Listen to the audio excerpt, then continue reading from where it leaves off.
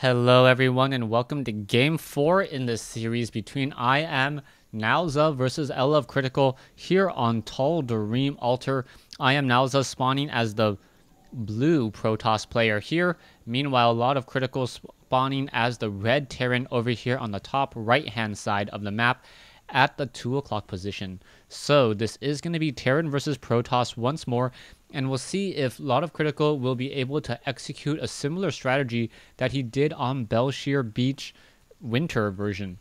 Now, the map is fairly similar in that you do have a small choke point at your natural that doesn't have a ramp. Your natural expansion does have a rather large ramp though, but unlike Belshir Beach, there's actually a second entrance onto the high ground here that you do have to be concerned about. And I'm curious as to where the bunkers would be placed down if LofCritical really wanted to try to wall it off. The bunkers could be placed here, here, and perhaps here if he wanted to be able to go for that fast expansion attempt, as a lot of Terran players have recently been doing that, going gasless first and then utilizing the cost effectiveness of bunkers and marines to fend off any early engagements. Gateway now being added back inside IMNalZa's base. Pretty standard opening. We should be seeing an assimilator come online in just a moment, as we now see a scouting probe scouting in the clockwise direction. Won't really be able to find anything anytime soon. Meanwhile, back over here, LofCritical opening up with the supply depot on the front door, and this pretty much is a telltale sign that he will be going for perhaps an 18 command center after training up a marine and then perhaps trying to set up a bunker over here. I'm curious as to where his positioning will be in order to fend off any early attacks. Now, the Nexus is still being chrono boosted, or it was chrono boosted a little while ago, and now we should be seeing a cybernetics core. Yes, cybernetics core now down over here, and IMNalZa really saving the energy on that Nexus, for some reason not chrono boosting. And by not chrono boosting, he's actually losing a little bit of resources, and we'll have to see what he is trying to save all of that energy on. He could try to chrono boost out a Stalker and then get in 2 to 3 quick chrono boosts on the cybernetics core for that warp gate tech for a very early rush, as we now should be seeing a command center being placed down over here by LofCritical. 2 marines already in play. A 3rd marine could be added. The SCV still wandering around on the inside. You can see a chrono boost now on the Zealot and partially on that Stalker, as that SCV is forced to run away, and he sets up an engineering bay. So he is once again going to be trying to block his opponent as the SCV quickly gets taken down. Not quite sure I agree with that. The SCV should have just tried to run, as the engineering bay doing a little bit of blocking right now. There is 1 armor on the actually nope, no armor on the engineering bay, as it should get canceled. Yes, canceled at 94 minerals. So 94 minerals now being added. The Stalker and the Zealot about to make the trek across the map. They will be meted and greeted by a bunker. And with that bunker, even though they will be able to get up high ground and gain sight on that bunker in order to start engaging, it's still not going to have enough units in order to properly push in on this front door. Marines are all grouped together. Are they going to perhaps be enough to try to fight back against these units? A probe now down over here could warp in a pylon and then try to do a high ground warp in just a second. Marines are now going to start to engage. There is a Zealot in this group, as the Zealot now taking a little bit of damage. The Zealot already down to about 62 hit points there, now being forced to pull back. These 2 Marines perhaps should jump inside a bunker and let the full health Marines stay out in the field. This command center now upgrading to an orbital command. Harvester advantage pretty even neck and neck, and that is not good news, especially when you consider there's already an additional orbital command for LofCritical. 5 Marines inside the bunkers here on that front door. A Nexus finally being added, but it may be too little too late in terms of the mid game. And I would say that the mid game definitely goes to, the early game goes to LofCritical, knowing that even though he has a smaller army, he will be able to fend off any attack, and he has set himself up for the mid game very, very well. Stalker is now trying to join in on the fight. A Marine jumping inside this bunker over here. Perhaps the Marauder and the Marine should swap locations so that the Marauder has that range of 7 and is able to deal more damage to those Stalkers before the Stalkers even get within range. Stim pack, the first thing now being researched from that tech lab. Meanwhile, we do have 2 additional barracks and the level 1 weapons upgrade already all started at the 7-minute mark. So a very strong economic opening should play into Critical's hand, as he is now sitting on a 2 harvester advantage and also having 2 mules in play well before this Nexus is now coming online. Missile turret now offering a little bit of insight into the cloaked world, making sure that there are no observers inside the space.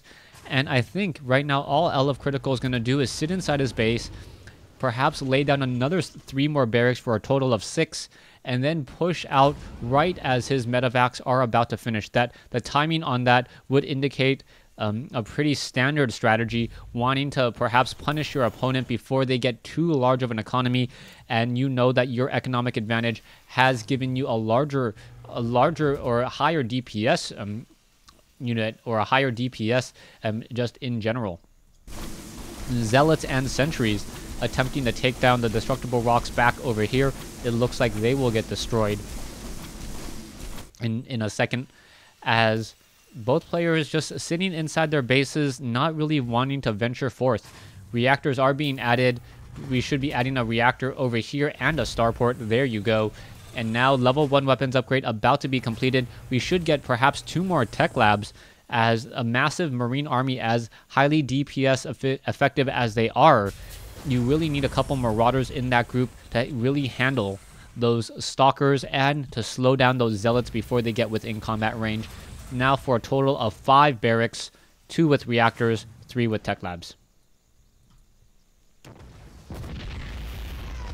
You can now see Critical opting to salvage some of his bunkers in order to produce and train up more units still. He's floating around 500 minerals right now, but in just a matter of seconds, he should be able to double train medevacs, build some more supply depots, and get below that 200 or 300 mineral count. There you go. Opting not to go for a second medevac for some strange reason. We are getting into Colossi with extended thermal lance range. Armor upgrade has not yet been started, as we are finally running off of 4 gas from Critical. The gas looks like it's been up for a little while, as the stalkers are now going to make their way and perhaps try to do a little bit of test. No Nexus over here yet, as IMNalZa still in just a little bit of a situation, as he is currently behind by about 23 food. Observer quickly popped out of the sky. There is 1 factory over here doing a bit of scouting, as the stalkers are now all retreating. 1 zealot also finally getting the memo that he should be retreating as well, as we are now going into armor and extended thermal lance upgrade research. We are going to have 1 Colossi only at this stage in the game. We need to get even more if NalZa wants to fend off this attack. There is some force fields coming in. There's eating up some more force fields once again, as the Marines and the Marauders could try to start doing a bit of an elevator drop. And yes, able to do a nice elevator drop here. The Marines and the Marauders are now pushing their way up inside the space, and now in comes the engagement, now pushing in from the far side. There's the force fields, but the Marines with Stim really doing an effective job there. The Marines have pushed their way all the way back, and now a nice hot pickup, saving up some of those units. Meanwhile, back over here, probes coming off the mineral line, and the Marines just shooting them very, very easily. 1 last Colossus now being left, as he does have extended thermal lance range, trying to finish off the rest of the units. Zealots engaging on the far side. So you can see a little bit of a flank and push over here. This stalker going to come down, and now 2 Colossi should be enough to fend off the attack, but the damage has already been done. A lot of damage to be had. NalZa pretty much going to lose this Colossi, but he is going to be able to take down a couple Marauders and even a Marine, down to 47 hit points there, as the shields will naturally recharge. Harvester count 61 to 30. LofCritical now just completely replenishing his army in just a matter of seconds, knows that he has the advantage, and knows that even though he is far away from home, should be able to push up that ramp once more. Level 2 weapons upgrade now coming in. It looks like Zealots are going to be added. There is 1 Colossus in this group. The Marines and Marauders want to take down this pylon. No, it doesn't look like they will engage at all, as the Stalkers are chasing. And what is going to happen now? A quick turnaround. There's the engagement. The Marauders trying to slip their way through, unable to push their way through past those force fields. There are more force fields coming in. The Colossi getting in some easy damage with that extended thermal lance range. And now all those units are being forced to pull back, And LofCritical perhaps overstaying his welcome, but should have a nice counter attack now as the Vikings are going to go Colossi hunting.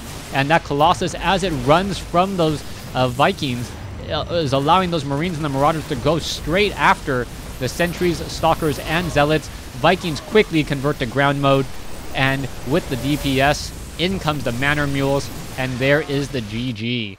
So a GG coming in from IMNalZa, timed right after the Manor Mules. Perhaps the Mules could have been used to repair the Vikings, but it's pretty much saying, you know what, I can drop 600 resources in your base, and there's not much you can do. Thanks for watching. Thanks for listening. Hope you guys enjoyed this game here on Tal'Darim Altar.